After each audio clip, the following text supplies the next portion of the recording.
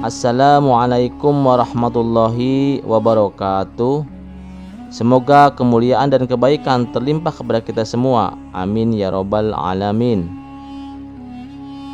Abu Nawas tengah menikmati sore hari di warung kopi favoritnya. Dengan segelas teh di tangannya, ia asik mendengarkan cerita-cerita riang dari orang-orang di sekitarnya. Tiba-tiba seorang ulama terkenal dari negeri tetangga memasuki warung. Dengan tatapan tajam, ia menghampiri Abu Nawas dan duduk di sebelahnya. Ulama itu yang dikenal dengan ilmunya yang luas langsung memulai percakapan dengan nada menantang. "Aku dengar kau orang yang pandai, Abu Nawas. Bagaimana jika kita berdebat soal agama, terutama tentang kitab Injil?" Abu Nawas yang tidak pernah menolak tantangan tersenyum tipis. "Baiklah," jawabnya dengan tenang. "Tapi mari kita lakukan dengan cara yang santai dan tidak terlalu serius. Bagaimana?" Ulama itu yang tampaknya menikmati tantangan ini setuju. "Baiklah, pertanyaanku sederhana. Apakah kau tahu apa yang tertulis dalam kitab Injil?" tanya ulama itu. Abu Nawas berpikir sejenak sambil mengusap janggutnya. "Tentu," katanya dengan santai. "Ada banyak hal yang tertulis di dalamnya, tapi yang paling penting menurutku adalah pesan-pesan tentang kasih dan perdamaian." Mendengar jawaban itu, ulama tersebut tersenyum sinis. "Kau licik sekali, Abu Nawas. Itu jawaban yang sangat umum. Aku ingin jawaban yang lebih mendalam. Bisakah kau menyebutkan satu ayat saja dari kitab Injil?" Abu Nawas mengerutkan dahi, lalu tanpa terburu-buru berkata, "Baiklah, tapi sebelum aku menjawab, mari kita berbuat adil. Biarkan aku bertanya satu hal padamu terlebih dahulu." Ulama itu penuh percaya diri, menyetujui tantangan balik tersebut. "Silahkan," kata ulama itu. Abu Nawas tersenyum lebar. "Kau tentu tahu bahwa kitab Injil ditulis dalam bahasa Aram Ibrani dan Yunani. Jadi, bisakah kau menyebutkan satu ayat dari kitab Injil dalam bahasa aslinya?" Sejenak, ulama itu terdiam. Ia tampak bingung, lalu berkata dengan sedikit ragu, "Tentu saja aku tidak bisa. Aku tidak fasih dalam bahasa-bahasa itu." Abu Nawas tertawa kecil. "Nah, kau bertanya soal kitab Injil, tapi kau sendiri tidak bisa menyebutkan satu ayat pun dalam bahasa aslinya. Bagaimana kita bisa berdebat tentang sesuatu yang tidak kita pahami sepenuhnya?" Orang-orang di warung kopi yang mendengar percakapan itu mulai tertawa, terhibur oleh kecerdikan Abu Nawas. Ulama itu yang tadinya begitu yakin, kini tersenyum keciut, menyadari kekalahannya. "Baiklah Abu Nawas, kau menang kali ini," kata ulama itu dengan nada mengakui. Abu Nawas dengan bijaksana mengangkat gelas tehnya dan tersenyum. "Tidak ada yang menang atau kalah di sini, saudaraku. Yang penting dalam belajar kita harus saling menghormati." Suasana di warung kopi berubah menjadi lebih hangat, penuh dengan tawa dan rasa hormat. Orang-orang yang tadinya mendengarkan dalam diam kini tersenyum, mengagumi kecerdasan dan kerendahan hati Abu Nawas. Kisah selanjutnya. Di suatu sore yang teduh, Abu Nawas melamun seorang diri. Ia terlihat sedang merenungkan seluruh dosa-dosa yang telah ia lakukan. Tidak lama kemudian, datanglah seorang pemuda yang tak ia kenal. Si pemuda itu segera menghampiri Abu Nawas dan berkata sambil menangis, "Wahai Tuan Syekh, tolonglah aku, kasihanilah aku." "Ada apa denganmu, wahai anak muda?" tanya Abu Nawas. "Aku telah melakukan banyak dosa, dan aku tidak tahu apakah Allah akan berkenan menerima taubatku," jawab si pemuda. "Bertobatlah, wahai anak muda, karena rahmat Allah sangatlah luas," balas Abu Nawas. "Tapi aku malu, wahai Tuan Syekh. Aku malu kepada Allah dengan dosa-dosa yang ada pada diriku," ujar si pemuda. "Dosa apa yang sudah kau lakukan?" tanya Abu Nawas. "Aku telah banyak melakukan dosa besar, dan aku sering melalaikan perintahnya," jawab si pemuda. "Wahai anak muda, aku pun telah banyak berbuat dosa, bahkan mungkin lebih banyak darimu. Tapi jangan pernah putus asa dengan rahmat-Nya. Yakinlah bahwa Allah pasti akan mengampunimu," tutur Abu Nawas. "Dengan dosaku yang besar ini, aku sangat malu. Andaikan aku bisa menipu Tuhan, mungkin aku tak seputus asa ini." "Wahai Tuan Syekh, mungkinkah manusia bisa menipu Tuhan?" tanya si pemuda. Sesaat Abu Nawas terdiam sambil memejamkan mata. "Mungkin saja wahai anak muda," jawab Abu Nawas. "Bagaimana caranya wahai Tuan Syekh?" tanya anak muda kembali. "Rayulah Tuhanmu melalui pujian dan doa," jelas Abu Nawas. "Ajarkanlah doa itu kepadaku wahai Tuan Syekh," pinta si pemuda. Kemudian Abu Nawas pun mulai melantunkan syairnya. "Ilahi las tulil firdausi ahla walal aqwa alan naril jahimi wahabli taubatan wa ghafir dunubi fa innaka ghafiru dzambil adimi." Artinya, "Ya Tuhanku, hamba tidak pantas menjadi penghuni surga. Namun, hamba juga tidak kuat menahan panas api neraka. Maka, berilah aku taubat, ampunan, dan ampunilah dosaku. Sesungguhnya Engkau Maha Pengampun dosa yang besar." Kisah selanjutnya. Abu Nawas adalah seorang ulama yang mempunyai murid cukup banyak. Di antara sekian banyak murid Abu Nawas, ada satu orang yang hampir selalu menanyakan mengapa Abu Nawas mengatakan begini dan begitu.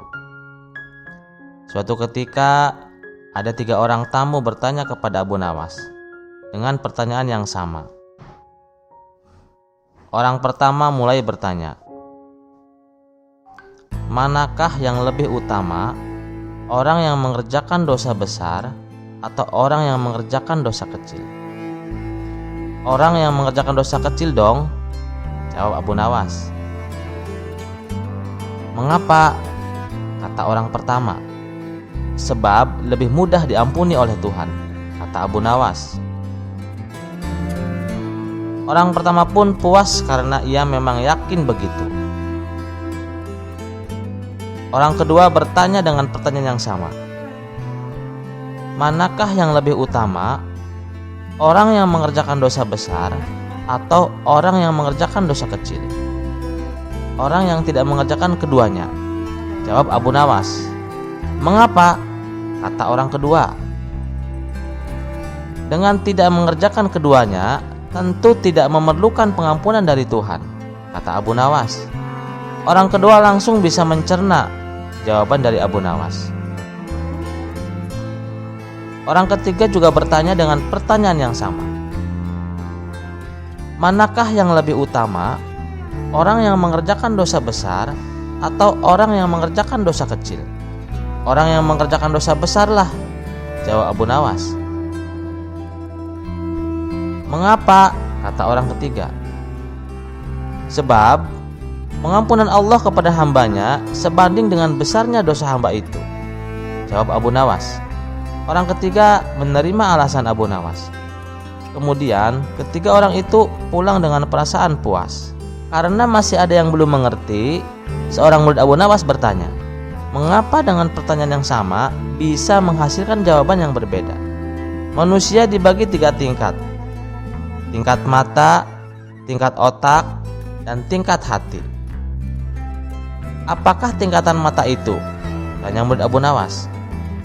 Anak kecil yang melihat bintang di langit, ia mengatakan bintang itu kecil karena ia hanya menggunakan mata.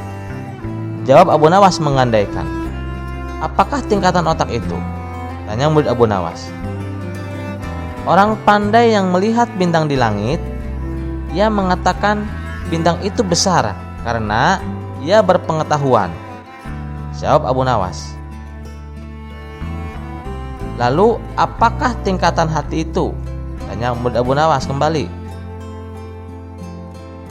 Orang pandai dan mengerti yang melihat bintang di langit, ia tetap mengatakan bintang itu kecil walaupun ia tahu bintang itu besar.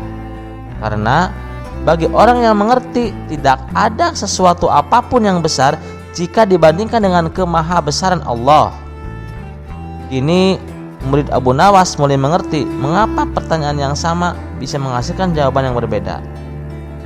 Ia bertanya lagi, "Wahai guru, mungkinkah manusia bisa menipu Tuhan?"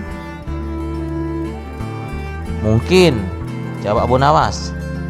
"Bagaimana caranya?" Tanya murid Abu Nawas ingin tahu. "Dengan merayunya melalui pujian dan doa," kata Abu Nawas. "Ajarkanlah doa itu padaku, wahai guru," pinta murid Abu Nawas. "Dengarkan baik-baik. Ini arti doa yang akan aku berikan kepadamu. Wahai Tuhanku, aku tidak pantas menjadi penghuni surga, tetapi aku tidak akan kuat terhadap panasnya api neraka. Oleh sebab itu, terimalah tobatku serta ampunilah dosa-dosaku. Karena sesungguhnya Engkaulah zat yang mengampuni dosa-dosa besar." Wallahu a'lam bishawab. Kisah selanjutnya. Hari masih terlalu pagi. Bahkan azan subuh pun belum berkumandang. Tapi Abu Nawas sudah terlihat sibuk.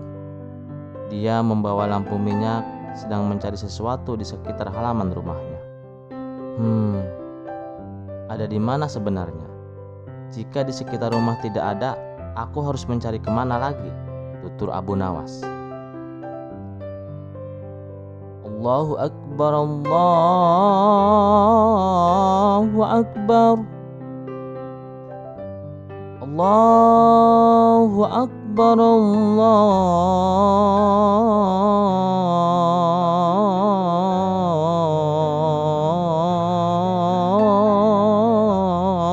Akbar. Saat terdengar azan subuh, Abu Nawas segera bergegas ke masjid.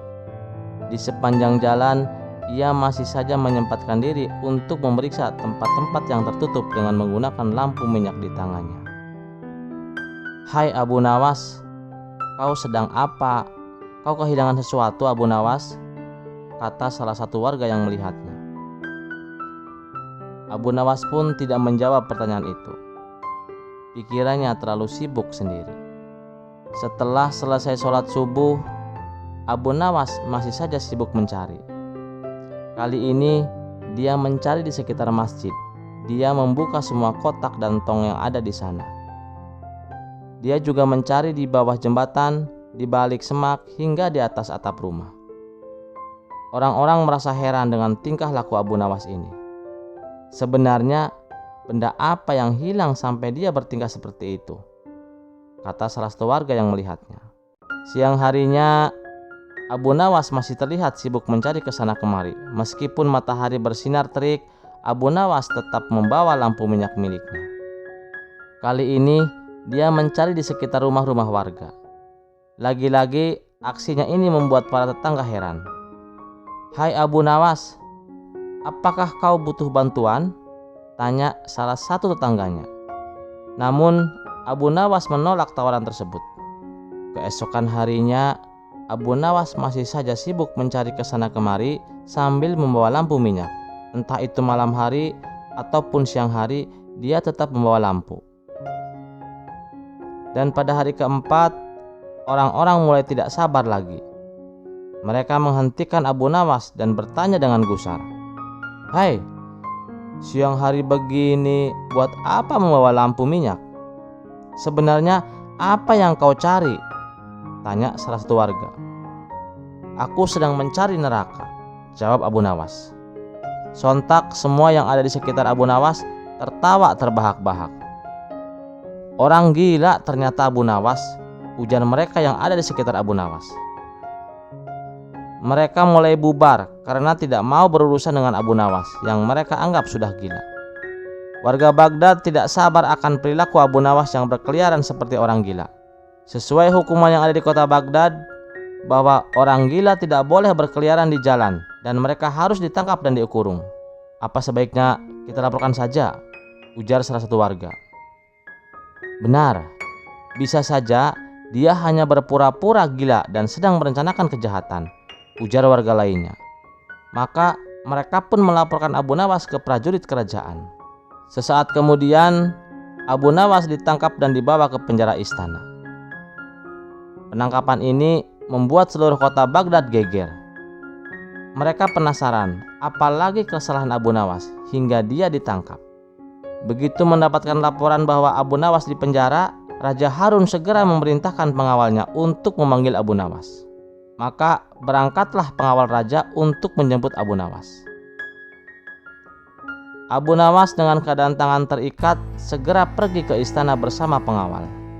Sesampai di istana, Baginda Raja memerintahkan pengawalnya untuk melepaskan ikatan di tangan Abu Nawas. Tiba-tiba, "Kali ini apalagi ulahmu?" tanya Baginda dengan nada tinggi. "Maaf Baginda, saya tidak melakukan kesalahan sama sekali," jawab Abu Nawas. "Lantas, mengapa kamu berkeliaran siang hari sambil membawa lampu seperti orang gila?" tanya Baginda kembali. Saat itu saya sedang sibuk mencari sesuatu," jawab Abu Nawas tidak jelas. Hal ini semakin membuat Baginda Raja marah. "Sebenarnya apa yang kamu cari?" tanya Baginda kembali. "Saya mencari neraka Baginda."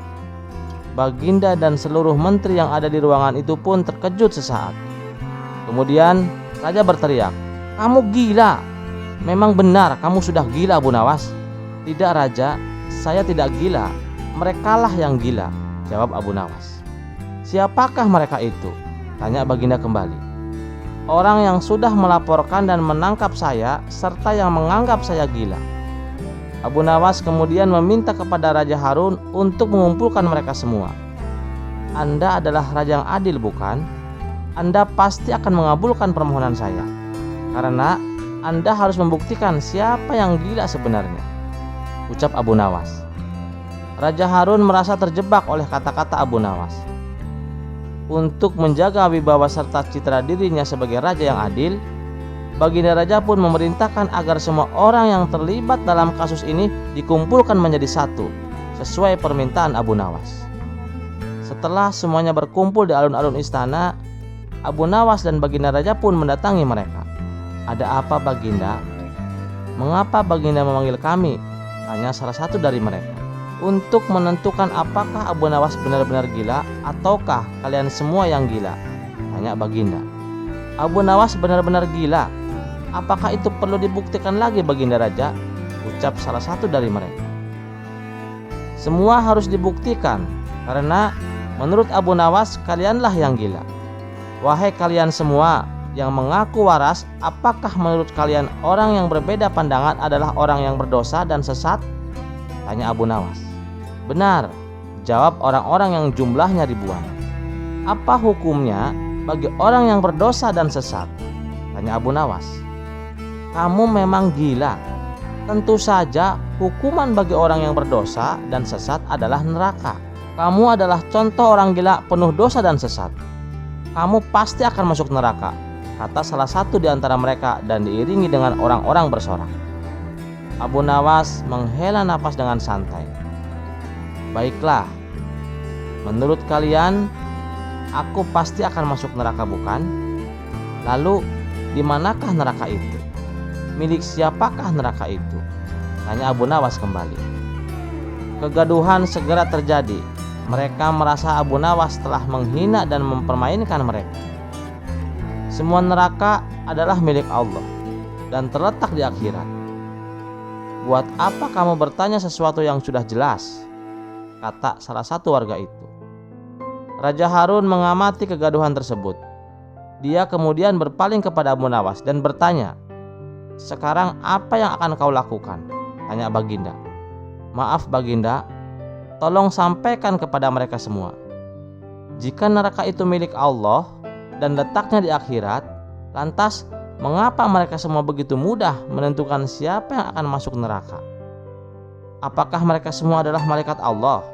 Jangan-jangan mereka semua yang gila," tutur Abu Nawas. Raja tertawa terbahak-bahak mendengarnya. Sungguh Abu Nawas ini memang banyak akal.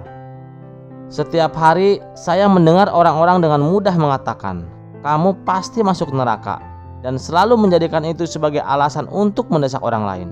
Saya jadi penasaran, apakah neraka itu ada di bumi ini? Tanya Abu Nawas kembali. "Jadi, kamu berusaha mencari neraka karena ingin membuktikan apakah neraka ini ada di bumi atau tidak?" tutur Baginda. "Benar Baginda. Bagaimana jika orang-orang itu sudah tahu letak neraka dan memiliki daftar siapa saja yang akan masuk ke dalamnya?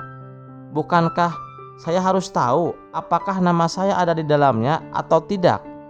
ucap Abu Nawas. "Kau benar Abu Nawas," jawab Baginda. Kemudian Baginda berbicara kepada semua orang yang berkumpul di sana. "Kalian terlalu mudah menilai orang tanpa melihat diri sendiri. Kalian harus lebih baik sebelum menghujat orang lain. Teruskanlah mencari di mana neraka itu berada," ucap Baginda. Raja pun pergi meninggalkan tempat itu sambil tertawa.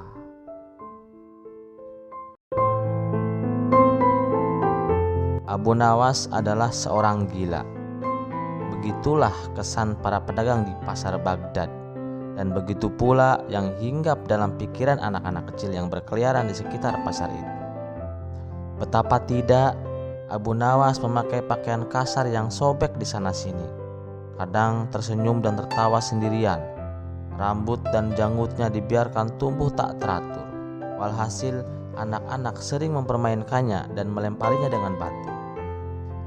Abu Nawas, sebagaimana layaknya orang gila, hanya tersenyum dan berkata, "Bagaimana mungkin seseorang yang ridho dan puas dengan Allah mengeluhkan sesuatu?" Rupanya akibat ucapannya itu Abu Nawas kemudian diuji oleh Allah. Sesudah tubuhnya semakin berdarah dan tak karuan akibat lemparan batu anak-anak tersebut, Abu Nawas menyeret tubuhnya menuju Basrah sambil berharap penduduk Basrah lebih bisa bersikap ramah terhadap dirinya. Hari sudah tengah malam. Ketika Abu Nawas tiba di pintu gerbang kota, Abu Nawas lapar, haus, lelah. Namun pintu gerbang kota telah tertutup. Dia harus menunggu sampai besok pagi. Udara dingin yang semakin menusuk tulangnya. Akhirnya Abu Nawas memutuskan berbaring di samping tubuh yang terbungkus selimut di salah satu pintu kota. "Siapa tahu dengan tidur berdekatan aku bisa berlindung dari dinginnya malam." Begitu logika Abu Nawas. Sayang, keesokan harinya logika Abu Nawas malah mencelakakannya. Ternyata tubuh berselimut itu adalah mayat seseorang yang berlumuran darah. Tentu saja keesokan paginya Abu Nawas dibawa ke kantor polisi karena dituduh membunuh orang tersebut. Sebagai pendatang baru, tentu saja Abu Nawas tak bisa mencari saksi yang meringankannya. Abu Nawas segera dikirim ke tiang gantungan. Esok harinya, di alun-alun kota telah berkumpul rakyat yang hendak menyaksikan eksekusi hukuman mati atas diri Abu Nawas. Sebelum eksekusi dilakukan, Abu Nawas dengan ketenangan yang luar biasa meminta izin untuk berdoa. Setelah berdoa, tiba-tiba ada seorang manusia dari kerumunan massa yang berteriak meminta eksekusi dibatalkan. Orang tersebut segera menghadap sipir penjara dan mengaku dialah pembunuh yang sesungguhnya. Massa pun terkejut. Segera meluncur pengakuan dari mulut orang itu. Tentang siapa dia? siapa korban dan mengapa, serta bagaimana dia membunuh korban.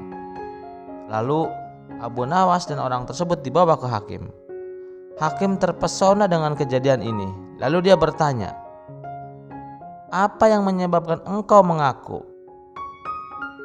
Si pembunuh ini lalu bercerita, "Tiba-tiba hamba serasa terjatuh ke dalam mulut seekor naga yang mengancam kalau hamba tidak mengaku saat itu juga, maka dia akan menelan hamba."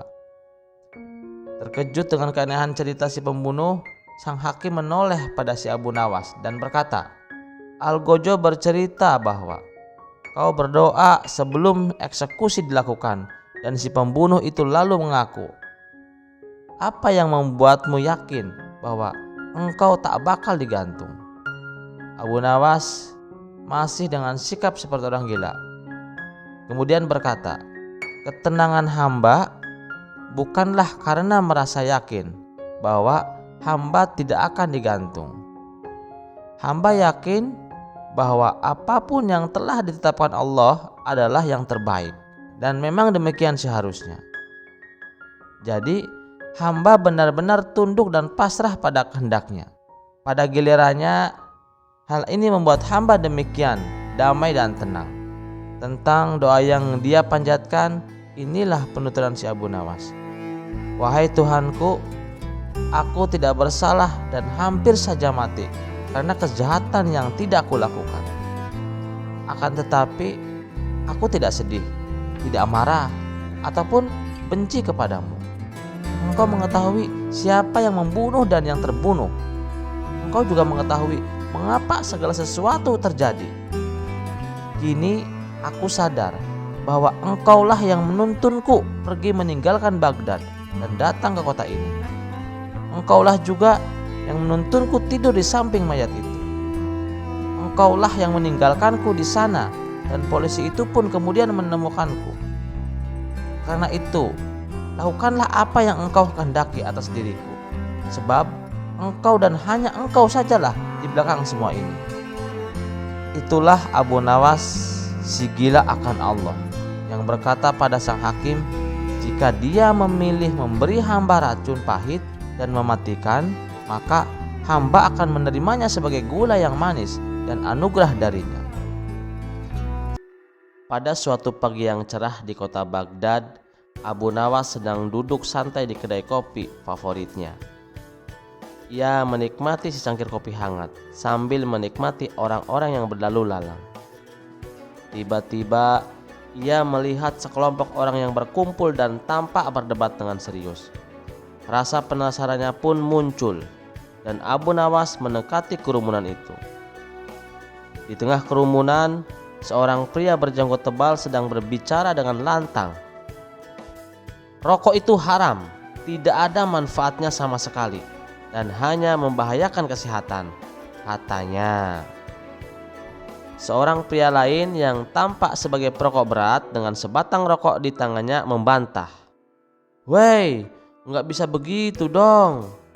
Rokok itu membantu menenangkan pikiran dan toh banyak orang yang menikmatinya." Abu Nawas dengan senyum lebar di wajahnya pun menyapa, "Saudaraku, apa yang sedang kalian perdebatkan ini?" Pria berjenggot tebal itu pun menjawab, "Kami sedang mendiskusikan apakah rokok itu haram atau tidak. Nah, kalau kamu Abu Nawas, apa pendapatmu?" Abu Nawas pun mengangguk bijak lalu berkata, "Baiklah, ayo kita lihat masalah ini dari sudut pandang yang berbeda. Nah, sekarang apakah ada yang tahu hukum makan roti dengan susu?" Kerumunan itu terdiam. Lalu salah satu dari mereka menjawab, "Tidak ada Abu Nawas, itu sih perkara mubah, boleh-boleh saja dilakukan." Abu Nawas pun tersenyum dan melanjutkan, "Lalu bagaimana dengan naik unta di sore hari?" Kembali kerumunan terdiam. Pria berjanggut tebal pun menjawab, "Ya tentu saja tidak ada hukum yang melarangnya lah Abu Nawas." Abu Nawas pun tertawa kecil dan berkata, "Nah, jika hal-hal sederhana seperti itu tidak ada hukumnya, kenapa kita tidak melihat rokok dengan cara yang sama? Rokok, roti dengan susu, atau naik unta di sore hari tidak disebutkan secara khusus dalam Al-Quran maupun Al-Hadis. Yang penting adalah niat dan dampaknya. Tapi Abu Nawas, rokok itu kan jelas merugikan kesehatan. Bukankah sesuatu yang merugikan itu harus dihindari? Tanya pria berjenggot tebal itu. Abu Nawas pun mengangguk setuju. Yaitu benar saudaraku. Tapi ingatlah, banyak hal yang jika berlebihan juga merugikan. Minum kopi terlalu banyak bisa membuat jantung berdebar-debar. Tetapi apakah kita akan melarang kopi? Pria perokok yang tadi berdebat tersenyum lebar karena merasa didukung oleh Abu Nawas. Tuh lihat, Abu Nawas saja setuju denganku. Tapi Abu Nawas mengangkat tangannya meminta semua orang untuk mendengarkan. Tunggu dulu, aku belum selesai. Sebaliknya, kita juga harus bijak jika kita tahu sesuatu yang tidak baik untuk kita. Maka kita harus menguranginya. Jadi rokok itu tidak haram, tapi juga tidak bijak untuk dikonsumsi secara berlebihan. Semua orang terdiam merenungkan kata-kata Abu Nawas. Dengan ada jenaka, Abu Nawas menambahkan, dan ingat, jika kalian ingin merokok, lakukanlah jauh dari orang yang tidak merokok. Sebab tidak semua orang itu suka roti dengan susu. Dan pastinya tidak semua orang juga suka dengan asap rokok. Kerumunan itu tertawa terbahak-bahak. Pria berjanggut tebal dan perokok berat itu pun saling tersenyum, menyadari bahwa mereka bisa bersepakat untuk sependapat dengan cara yang damai dan penuh dengan humor. Terima kasih sudah mendengarkan cerita ini. Sampai jumpa di cerita selanjutnya. Wassalamualaikum warahmatullahi wabarakatuh. Kisah selanjutnya. Pada suatu hari, Abu Nawas sedang duduk di halaman rumahnya, menikmati udara pagi yang segar. Tiba-tiba seorang perempuan datang tergopoh-gopoh ke arah rumah Abu Nawas. Perempuan itu menangis terseduh-seduh, wajahnya penuh dengan kesedihan yang mendalam. Abu Nawas yang melihat kedatangannya segera berdiri dan menyambutnya dengan penuh perhatian. Assalamualaikum wahai ibu yang dirahmati Allah, sapa Abu Nawas dengan lembut. Ada apa gerangan yang membuatmu begitu sedih dan menangis seperti ini? Waalaikumsalam wahai Tuan Abu Nawas, jawab perempuan itu sambil terisak-isak. Suamiku Tuan, suamiku sedang sakit parah. Batuknya tak kunjung sembuh. Aku sudah mencoba segala cara, mendatangi tabib dan dukun yang tersohor di seluruh negeri ini, tapi tak satu pun yang berhasil menyembuhkannya. Tolonglah Tuan Abu Nawas, bagaimana caranya agar batuk suamiku bisa reda? Abu Nawas mengerutkan keningnya, berpikir sejenak. Kemudian dengan senyum penuh keyakinan, dia mengambil segelas air putih dari dalam rumahnya dan memberikannya kepada perempuan tersebut. Minumkan air ini kepada suamimu, kata Abu Nawas dengan penuh percaya diri. Perempuan itu memandang segelas air putih tersebut dengan ragu. Apakah hanya dengan air putih ini batuk suamiku bisa sembuh Tuan? Tanyanya. Pasti sembuh, jawab Abu Nawas tanpa ragu. Perempuan itu yang sangat putus asa akhirnya mengambil air itu sambil membungkuk-bungkuk tanda terima kasih. Dia bergegas pulang ke rumahnya dan langsung meminumkan air tersebut kepada suaminya yang sedang terbaring lemah di tempat tidur. Beberapa minggu kemudian, perempuan itu datang lagi ke rumah Abu Nawas.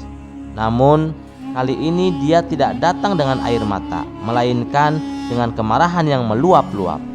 Wajahnya memerah dan suaranya bergetar saat dia mulai memarahi Abu Nawas. Tuan Abu Nawas, kau pembohong dan licik, teriak perempuan itu dengan suara lantang. Setelah menghabiskan air pemberianmu, bukannya suamiku sehat kembali, malah dia meninggal dunia. Bagaimana kau bisa menipuku seperti ini?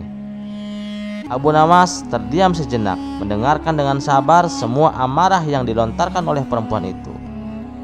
Setelah perempuan itu kehabisan kata-kata dan mulai tenang, Abu Nawas akhirnya angkat bicara. Apakah marahnya sudah selesai, Bu? Tanya Abu Nawas dengan tenang. Perempuan itu hanya mengangguk, masih terlihat emosi, namun dia mulai kelelahan. Maaf Bu, lanjut Abu Nawas.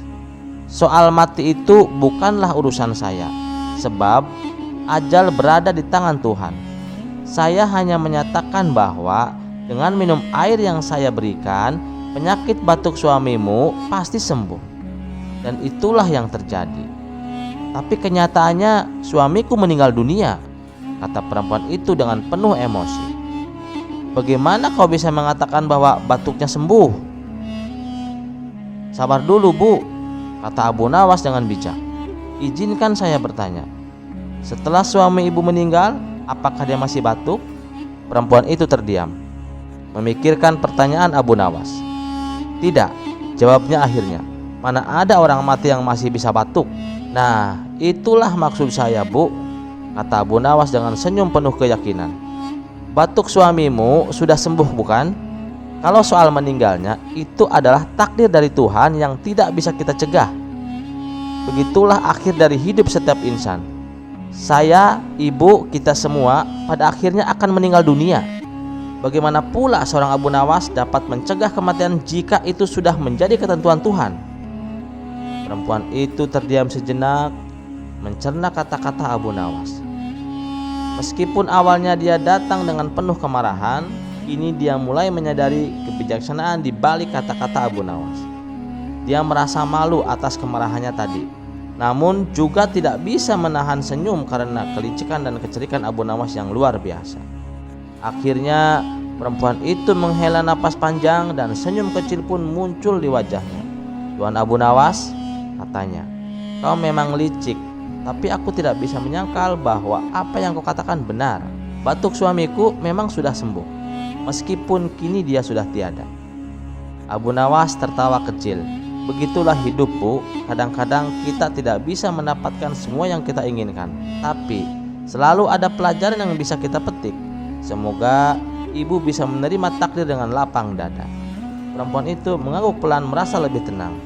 Dia kemudian pamit dari rumah Abu Nawas dan pulang dengan perasaan yang lebih ringan. Setelah perempuan itu pergi, Abu Nawas kembali duduk di halaman rumahnya. Dia memandang langit yang cerah sambil tersenyum.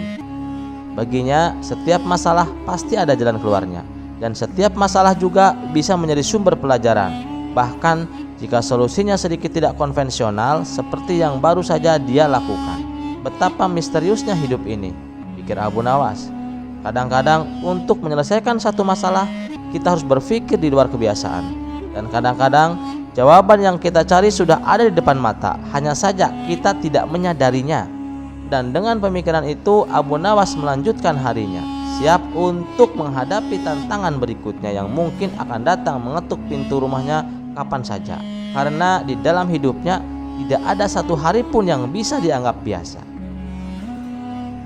Kisah selanjutnya. Abu Nawas didatangi oleh Abu Jahil yang terkenal pelit itu. Abu Jahil menjelaskan tujuan kedatangannya. Ia ingin meminjam 100 dinar.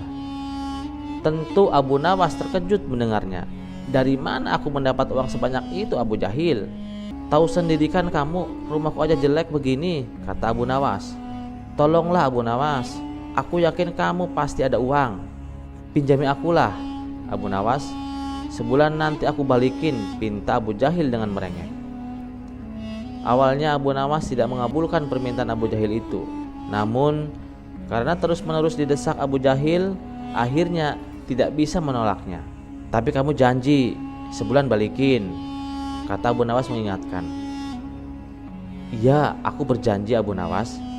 Lagian bulan depan kebunku panen, aku pasti akan mengembalikan uang ini, jawab Abu Jahil. Singkat cerita, setelah 1 bulan Abu Jahil tidak pernah mengembalikan uangnya. Padahal saat itu kebun Abu Jahil sudah panen dan hasil panennya melimpah ruah. Ah, payah ini Abu Jahil.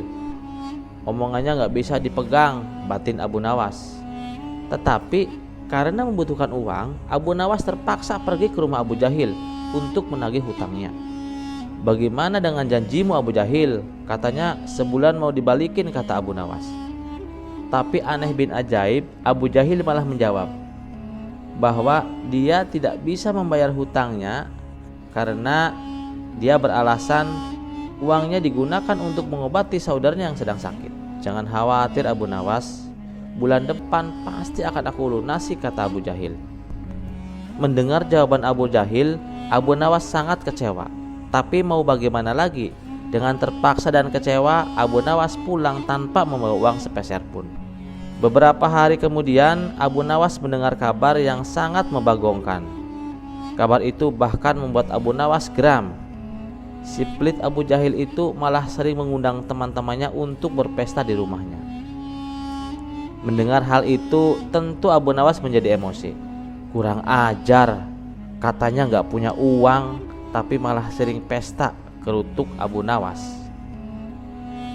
Dari situlah Abu Nawas menyadari bahwa Abu Jahil pasti tidak akan membayar hutangnya dengan beribu-ribu alasan.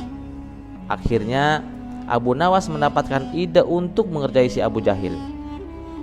Keesokan harinya Abu Nawas pergi ke desa seberang untuk menemui sahabatnya. Dia mulai menyusun strategi dan meminta bantuan seorang teman. Setelah strateginya matang, Abu Nawas segera mendatangi rumah Abu Jahil. Loh, kamu kok datang lagi sih Abu Nawas? Aku kan sudah bilang kemarin, ngelunasinya bulan depan, kata Abu Jahil. Oh, tenang Abu Jahil, jangan salah paham dulu. Aku kesini bukan untuk menagih hutang. Aku ingin mengajakmu bertemu dengan orang pintar. Mau apa enggak kamu? Jawab Abu Nawas. Ada perlu apa memangnya ketemu orang pintar? Tanya Abu Jahil penasaran. Ini Abu Jahil, di desa seberang katanya ada dukun pesugihan yang bisa membuat kita jadi kaya. Nah, aku ingin mencobanya. Siapa tahu kan aku jadi orang kaya, jawab Abu Nawas. Wah, yang benar Abu Nawas. Baiklah, aku ikut. Aku juga ingin dong jadi orang kaya, kata Abu Jahil kegirangan mendengar adanya tawaran dukun pesugihan tersebut. Dan singkat cerita, di rumah dukun pesugihan tersebut setelah memanggil keduanya, dukun itu bertanya, mau apa kalian kesini? Abu Nawas kemudian mengutarakan keinginannya agar ia ingin kaya dengan cara instan. Oh, itu mudah, tapi ada syaratnya, kata sang dukun. Apa syaratnya tuan? Tanya Abu Nawas. Syaratnya harus ada tumbalnya. Tapi jangan khawatir, tumbalnya tidak harus dari keluarga kok. Orang lain juga bisa ditumbalkan. Tapi orang lain itu orang yang ada kaitannya dengan hartamu, jawab sang dukun. Maksudnya gimana tuan? Aku belum paham, tanya Abu Nawas lagi. Ya, misalnya teman atau siapapun lah yang berhutang kepadamu. Orang itu bisa dijadikan tumbal meskipun dia bukan anggota keluargamu. Lah, gimana kalau orang itu tidak mau ditumbalkan? Tanya Abu Nawas. Oh, enggak masalah. Kamu tidak perlu meminta izin kepada orang itu. Nanti ia akan jadi tumbal tanpa ia sadari. Pokoknya tahu-tahu dia nanti mati dengan cara mengerikan, kata sang dukun menjelaskan. Oh, begitu. Baiklah. Aku setuju tuan, jawab Abu Nawas sambil memandang Abu Jahil. Abu Jahil yang merasa akan ditumbalkan langsung gemeteran. Dukun itu kemudian mengajari Abu Nawas mantra sebagai ritual tengah malam. Setelah kembali dari rumah si dukun, di tengah jalan tiba-tiba Abu Nawas berkata, Abu Jahil, uangku yang kemarin 100 dinar gak usah dikembaliin. Aku ikhlas kok Abu Jahil. Mendengar hal itu, Abu Jahil langsung ketakutan. Waduh, jangan dong Abu Nawas. Aku janji nyampe rumah langsung aku balikin uangmu ya Abu Nawas, kata Abu Jahil dengan ketakutan. Loh, katanya kemarin kamu gak punya uang, kode Abu Nawas. Aku masih ada uang kok Abu Nawas. Bener, aku masih ada uang. Pokoknya nanti nyampe rumah langsung aku lunasin semuanya Abu Nawas, kata Abu Jahil. Akhirnya ketika sampai di rumah, Abu Jahil langsung melunasi hutangnya kepada Abu Nawas di hari itu juga sejumlah 100 dinar. Dan selidik punya selidik, ternyata dukun yang didatangi Abu Nawas dan Abu Jahil adalah sahabat Abu Nawas. Taktik ini sengaja diatur oleh Abu Nawas dan kawannya tersebut agar Abu Jahil langsung melunasi hutangnya. Cerdas sekali bukan si Abu Nawas ini? Kisah selanjutnya. Di awal kisah, pada suatu hari Abu Jahil tampak sibuk membawa barang belanjaan yang baru dibelinya dari pasar. Karena belanjanya lumayan banyak, di tengah jalan ia memutuskan untuk istirahat. Ketika ia duduk melepaskan lelahnya, ia melihat ada sebuah sumur tua. Lantas ia pun mendekati dan menengok ke dalamnya. Ternyata ada airnya dan warnanya pun juga bening dan bersih. Kebetulan aku haus sekali. Tapi bagaimana cara mengambilnya? Pikir Abu Jahil. Abu Jahil berusaha mencari benda yang bisa ia gunakan untuk mengambil air. Nah, itu ada ember. Aku bisa memanfaatkannya, ucap Abu Jahil. Namun, nasib sial dialaminya. Ketika ia mencoba mengambil air yang ada di dalam sumur, ia terpeleset dan jatuh. Dengan penuh kepanikan, ia berteriak minta tolong. Abu Nawas yang kebetulan melintas di tempat itu mendengar teriakan Abu Jahil. Ia pun segera mendatangi sumur tersebut. "Hai Abu Jahil, ngapain kamu di bawah situ?" tanya Abu Nawas. "Tolongin aku Abu Nawas, bantu aku keluar dari sumur ini," teriak Abu Jahil. Mendengar hal itu, Abu Nawas berkata dalam hati, "Sumurnya kan dangkal, dalamnya juga hanya 2 meter. Masa dia tidak bisa naik sendiri?" pikir Abu Nawas. "Hai Abu Nawas, cepat tolongin aku," pinta Abu Jahil. Kesempatan ini langsung dimanfaatkan oleh Abu Nawas untuk mengerjainya. "Apa kau bilang? Aku tak bisa mendengarmu," kata Abu Nawas berpura-pura. "Tolongin aku Abu Nawas, keluarkan aku dari sumur ini," teriak Abu Jahil kembali. "Apa? Aku masih tak bisa mendengarmu. Naiklah kamu sampai ke atas bibir sumur agar aku bisa mendengarmu," balas Abu Nawas. Abu Jahil pun menuruti perkataannya. Dengan sekuat tenaga, dia memanjat dinding sumur sampai akhirnya ia berhasil mencapai bibir sumur. "Coba katakan sekali lagi, apa yang tadi kau teriakan?" ucap Abu Nawas.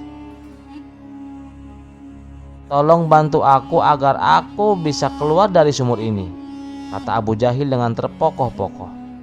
"Oh, bilang dong dari tadi. Sekarang balik ke tempatmu semula," balas Abu Nawas. Mungkin karena saking paniknya, Abu Jahil menuruti perkataan Abu Nawas. Ia pun turun kembali ke dalam sumur. "Ayo Abu Nawas, tolongin aku," teriak Abu Jahil. "Kenapa aku harus menolongmu? Bukankah tadi kamu bisa naik sendiri? Mengapa juga kau turun lagi? Harusnya kau tadi tinggal naik ke permukaan," kata Abu Nawas. "Bodoh benar diriku ini. Kenapa juga tak terpikirkan olehku? Dasar Abu Nawas kurang ajar. Dia telah mengerjai aku," batin Abu Jahil. Untuk kedua kalinya Abu Jahil menaiki dinding sumur dan berhasil sampai ke permukaan. Kisah selanjutnya, Nabi Musa dan doa lelaki yang tertolak. Dahulu di zaman Bani Israel, ada seorang lelaki yang gemar melakukan perbuatan maksiat. Segala bentuk maksiat telah ia lakukan, dari mulai berjudi, mabuk-mabukan, dan lain sebagainya. Hingga pada suatu hari ia mendengar ajaran Nabi Musa. Dari situlah si lelaki mulai bertobat dan tak mau lagi berbuat maksiat. Hanya saja setelah pertobatannya, hidup si lelaki menjadi bertambah sengsara. Namun karena tekadnya sudah bulat, cobaan tersebut tak membuat imannya menjadi goyah. Lama-kelamaan ia pun mulai tak kuat menahan kesengsaraan dalam hidupnya. Ia lalu memutuskan untuk menemui Nabi Musa. Di hadapan Nabi Musa, lelaki itu berkeluh kesah. Dia berterus terang bahwa masa lalu hidupnya sangatlah kelam. Hari-harinya hanya diisi dengan perbuatan tercela. Tapi semenjak mendengar ajaran Nabi Musa, dirinya mengaku bertobat. Namun setelah bertobat, hidupnya justru bertambah sengsara. "Wahai Nabiullah, dulu saat aku masih tenggelam dalam kemaksiatan, banyak teman-temanku yang membantuku. Ketika aku butuh uang untuk berjudi atau membeli minuman keras, mereka selalu memberiku. Tapi sekarang, setelah aku bertobat, jangankan memberiku uang, segelas air susu pun mereka tak memberikannya. Padahal minuman susu itu untuk orang tuaku yang sedang sakit. Ajaranmu agar tidak tergantung pada manusia sudah aku lakukan. Tiap hari aku berdoa kepada Allah supaya Allah berkenan mencukupkan keluargaku. Namun hingga saat ini doaku tak kunjung dikabulkan. Hal ini membuat kehidupan keluargaku bertambah semakin sengsara," kata lelaki itu dengan penuh iba. Kemudian Nabi Musa mencoba menghiburnya. Ia bertanya, "Doa apa yang kau panjatkan kepada Allah?" Lelaki itu menjawab, "Aku berdoa agar aku tak tergantung lagi kepada teman-temanku.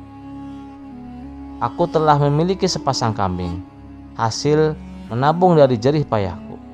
Setahun lebih sepasang kambing itu kurawat, tapi mereka tak kunjung kawin." Mendengar itu Nabi Musa pun tersenyum. "Jadi maksudnya kamu berdoa kepada Allah agar sepasang kambingmu itu mau kawin?" tanya Nabi Musa.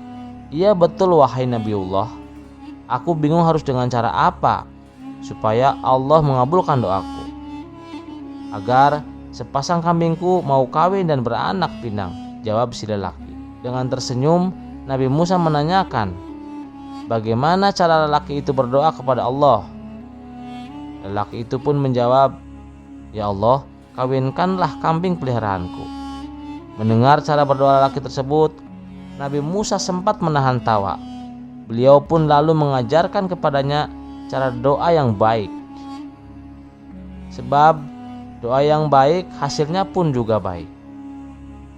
Nabi Musa menyarankan agar sebelum mengutarakan hajatnya, supaya terlebih dahulu memuji Allah dan bersalam kepada nabinya. Begitu pula sewaktu hendak menutup doa. Singkat cerita, setelah mempraktekkan cara berdoa yang diajarkan oleh Nabi Musa, pasangan kambing miliknya beranak pinang dan menghasilkan air susu yang berlimpah ruah. Dan sejak saat itu berubahlah kehidupannya. Dia menjadi hamba Allah yang taat dan kaya raya. Kisah ini terdapat dalam kitab Al-Jauhar Al-Mauhub karya Syekh Ali bin Abdurrahman Al-Katalantani. Wallahu a'lam bishawab. Terima kasih yang sudah subscribe dan setia menonton channel ini. Wassalamualaikum warahmatullahi wabarakatuh. Kisah selanjutnya.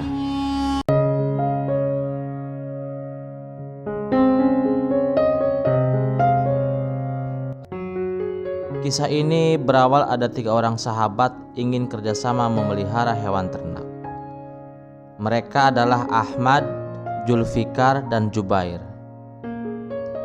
Ahmad mempunyai 2 ekor kambing betina, sedangkan Julfikar mempunyai 1 ekor kambing jantan. Kedua orang ini berkeinginan mengembangbiakan kambing-kambing tersebut. Maka Ahmad dan Julfikar mendatangi Jubair.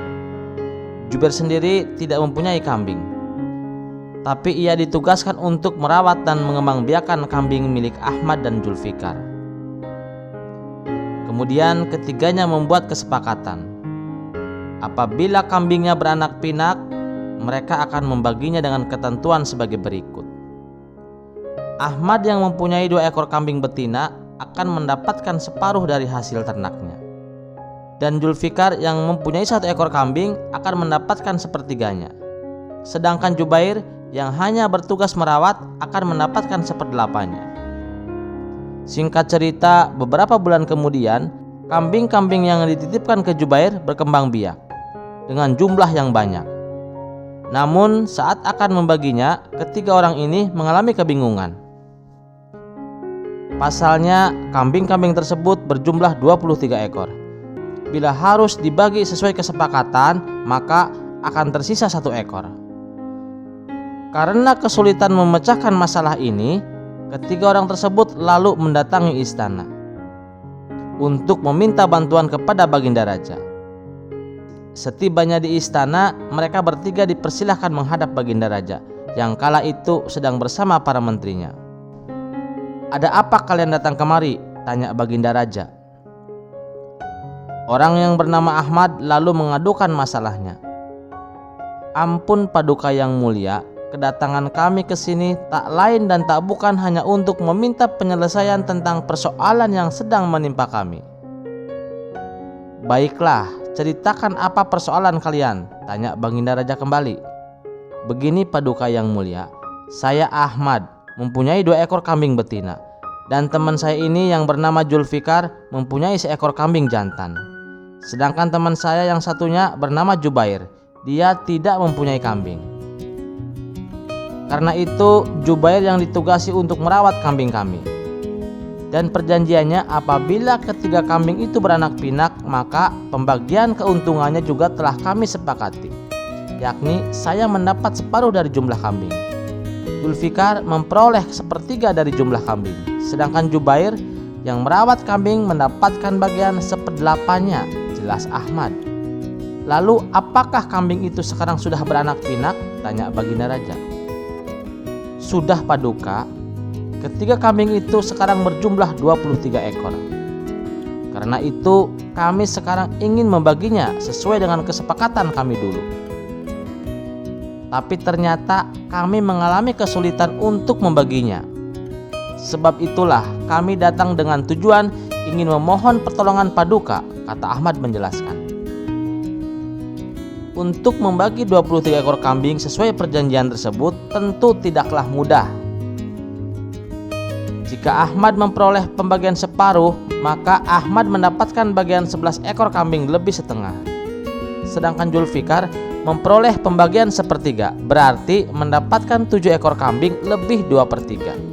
Sementara Jubair mendapatkan 1/8-nya, yang berarti dia mendapatkan 2 ekor kambing lebih 7/8. Baginda Raja tampak bingung bagaimana cara memecahkan masalah ini. Ketika Baginda Raja meminta pendapat para menterinya, mereka semua juga kebingungan. Sesaat Baginda Raja terdiam. Di saat itulah terlintas di benaknya sosok Abu Nawas yang terkenal cerdik. Kemudian Baginda Raja berkata kepada penasihat istana, "Menurutmu apakah kira-kira Abu Nawas bisa memecahkan masalah ini?" tanya Baginda Raja. "Saya sendiri kurang yakin Paduka, tapi tidak ada salahnya kalau dicoba. Kalaupun Abu Nawas tidak mampu, ini kesempatan Paduka untuk menghukum Abu Nawas. Bukankah selama ini dia selalu bisa lolos dari jebakan Paduka?" jawab penasihat istana. "Benar juga katamu, aku akan tantang dia untuk memecahkan masalah ini," balas Baginda Raja. Maka beberapa pengawal istana langsung diperintah untuk memanggil Abu Nawas. Singkat cerita, datanglah Abu Nawas ke istana menghadap Baginda Raja. "Wahai Abu Nawas, aku perintahkan kamu untuk memecahkan sebuah masalah. Apabila kamu berhasil, kamu akan mendapatkan hadiah. Tapi bila kamu gagal, kamu akan dihukum," kata Baginda Raja. "Kalau boleh saya tahu apa itu masalahnya, Paduka?" tanya Abu Nawas. Kemudian Baginda Raja menjelaskan permasalahan yang dialami ketiga orang sahabat tersebut. Di luar dugaan, ternyata Abu Nawas berkata, "Itu sih perkara mudah Paduka. Masa perkara sepele seperti ini Menteri Perekonomian tidak bisa," ujar Abu Nawas. Menteri Perekonomian yang juga hadir ikut di situ tidak terima dirinya direndahkan oleh Abu Nawas. Apalagi Abu Nawas adalah orang yang sangat dibenci. Ia sangat cemburu melihat kedekatan Abu Nawas dengan Baginda Raja. "Abu Nawas, kamu jangan kurang ajar. Pendidikanku lebih tinggi darimu. Aku saja yang punya gelar, kebingungan dengan masalah ini. Apalagi kamu yang hanya seorang penyair. Begini saja Abu Nawas, kalau kamu berhasil membagi kambing itu dengan adil, aku bersedia pulang dengan cara merangkak," kata Menteri Perekonomian penuh emosi. "Baik, akan saya buktikan," balas Abu Nawas. Kemudian Abu Nawas menghampiri ketiga orang yang tengah mengalami masalah. "Bawa kambing kalian ke halaman istana dan kita hitung sama-sama," perintah Abu Nawas. Setelah kambing ketiga orang ini sudah berada di halaman, Baginda Raja dan para menteri istana ikut menyaksikan bagaimana cara Abu Nawas membaginya. Abu Nawas pun mulai menghitung kambing yang berjumlah ada 23 ekor. "Paduka yang mulia, bolehkah saya pinjam 1 ekor kambing milik Paduka?" pinta Abu Nawas. Baginda Raja pun segera meminjamkan 1 ekor kambing kepada Abu Nawas. "Nah, sekarang jumlah kambingnya ada 24. Saya akan membagikan kambing tersebut sesuai dengan perjanjian yang sudah kalian sepakati," kata Abu Nawas. "Jadi begini, Ahmad yang mendapatkan bagian separuh silahkan ambil 12 ekor, perintah Abu Nawas. Ahmad pun mengambil 12 ekor kambing yang sudah menjadi bagiannya. "Sekarang kamu Zulfikar, kamu mendapat sepertiga bagian, silahkan ambil 8 ekor, lanjut Abu Nawas. Zulfikar pun mengambil bagiannya sejumlah 8 ekor kambing. "Dan kamu Jubair, kamu mendapat bagian seperdelapannya, silahkan ambil 3 ekor, perintah Abu Nawas. Jubair pun mengambil bagiannya. "Nah, sekarang kambingnya tersisa 1. Karena tadi saya pinjam 1 ekor milik Baginda Raja, maka kambing yang tersisa 1 ini saya kembalikan kepada Baginda sekarang. Kalian bertiga sudah mendapatkan bagian yang masing-masing sesuai perjanjian yang telah kalian sepakati. Saya kira permasalahan kalian sudah terpecahkan," kata Abu Nawas. Ketiga pemuda ini pun merasa puas atas bantuan Abu Nawas. Sementara Baginda Raja berdecak kagum dengan kecerdasan Abu Nawas, dan ia pun memberi Abu Nawas sejumlah hadiah. Adapun Menteri Perekonomian yang iri kepada Abu Nawas tak menyangka akan hal itu. Sesuai dengan perjanjian, sang menteri berjalan pulang dengan cara merangkak. Semua orang yang berada di istana tertawa terpingkal-pingkal melihatnya.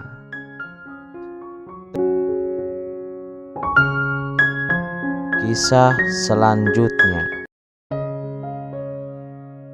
Pada suatu hari, Baginda Raja memanggil Abu Nawas ke istana. Baginda Raja yang selalu terkesan dengan cara berpikir Abu Nawas, kali ini ia memiliki pertanyaan yang menurutnya akan sulit dijawab. "Abu Nawas, katakan padaku, seberapa pentingkah kita menghormati seorang Habib keturunan Nabi, dan apa hukum yang mengatur hal ini?" tanya Baginda Raja sambil tersenyum, menunggu jawaban cerdas dari Abu Nawas. Abu Nawas tersenyum dan kemudian menjawab, "Paduka, pertanyaan Anda ini sangat bijaksana. Dan saya sungguh tak menduga dengan pertanyaan ini. Dan pembahasan pertanyaan dari Paduka ini sangat berbahaya dan bisa saja menimbulkan pertentangan. Tapi berhubung Paduka yang bertanya, saya akan berusaha sebaik mungkin untuk menjawabnya. Menghormati seorang Habib keturunan Nabi memang penting Paduka, tetapi ada cara untuk memahami seberapa pentingnya itu." Baginda Raja yang penasaran kemudian bertanya, "Lalu bagaimana caranya kita mengetahui seberapa penting menghormati mereka Abu Nawas?" Abu Nawas mengangguk pelan dan berkata, "Paduka, untuk menjawab pertanyaan ini kita perlu melakukan eksperimen sederhana. Mari kita undang 2 orang Habib ke istana. 1 yang benar-benar keturunan Nabi dan 1 lagi yang hanya mengaku-ngaku saja." Baginda Raja pun setuju, dan Abu Nawas lalu memerintahkan pengawalnya untuk mencari 2 orang Habib tersebut. Setelah beberapa waktu, 2 orang Habib itu dihadirkan di hadapan Baginda Raja dan Abu Nawas. Abu Nawas mulai berbicara, "Paduka, coba kita perhatikan sikap dan perilaku mereka. Seorang Habib asli akan menunjukkan sifat-sifat mulia, sementara Habib yang palsu akan terjebak dalam kepura-puraan, Paduka. Nah, untuk menguji mereka, kita akan membuat sebuah skenario. Coba kita memberi masing-masing dari mereka sekantong emas. Habib asli pasti akan menggunakan emas tersebut untuk kebaikan, sedangkan Habib palsu mungkin akan menunjukkan sifat serakahnya." Baginda Raja setuju dengan eksperimen tersebut. Sekantong emas diberikan kepada masing-masing Habib. Habib pertama yang asli segera mengucapkan syukur dan berkata bahwa ia akan menggunakan emas tersebut membantu fakir miskin dan membangun fasilitas umum.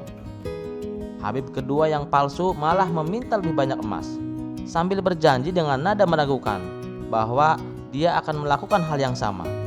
Melihat hal ini, Baginda Raja tertawa terbahak-bahak dan kemudian berkata, "Abu Nawas, kamu memang benar. Nabi asli itu menunjukkan sifat-sifat yang mulia, sementara Habib palsu terungkap dengan sifat serakahnya.